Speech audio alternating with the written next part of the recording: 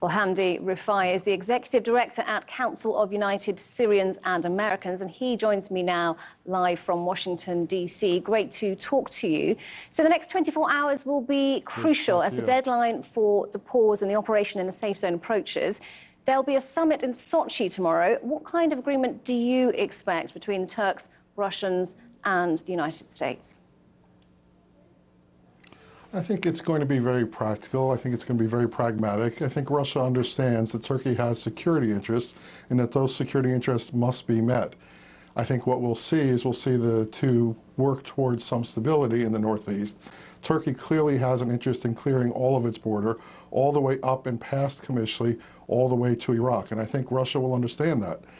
We've seen that Turkey has held some areas along its border, and we know that we have the northwest region already controlled by Free Syrians and, unfortunately, also HTS elements.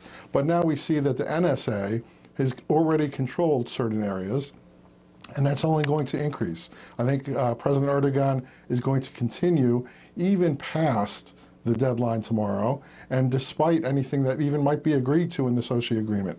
I think Russia understands that any agreement that's going to be met will only be a temporary agreement regardless of what's discussed.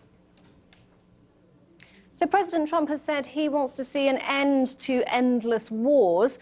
What do you see as the outcome for the region? Well, President Trump may say one thing, but he's not really controlling everything that's going on there. And I think he's even seen that when he withdrew the forces from that area, that there were really very dire consequences because of the way it was done. He should have been mindful of Turkey's security interests and America's interests as well. Now I think he's come back to the game and he's realized that we need to keep forces in Syria and we need to keep them around the Deir ez-Zor area to prevent bad elements, including Iran and Assad, from getting control of whatever resources, oil, and money can be generated from that area. Frankly, if we don't do that, we will just see more funding of Iranian terrorism, more funding of Assad terrorism, and I don't think anyone wants that, and I think Donald Trump understands that at this point, that the U.S. must remain on an at least limited basis to prevent that from happening. Well, I wanted to ask you, you mentioned oil. I wanted to ask you a little bit more about that because U.S. Defense Secretary Mark Esper said the Pentagon was considering keeping some U.S. troops near oil fields in northeastern Syria.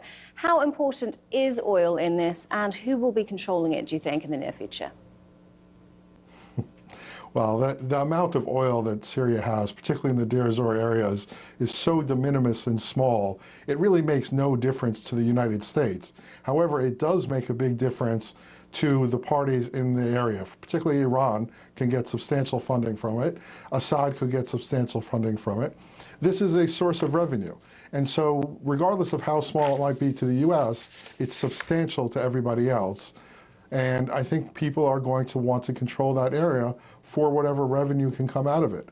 And if the United States is going to maintain economic sanctions against Iran, against Syria, certainly we have to control that oil because that oil is a way around our economic sanctions.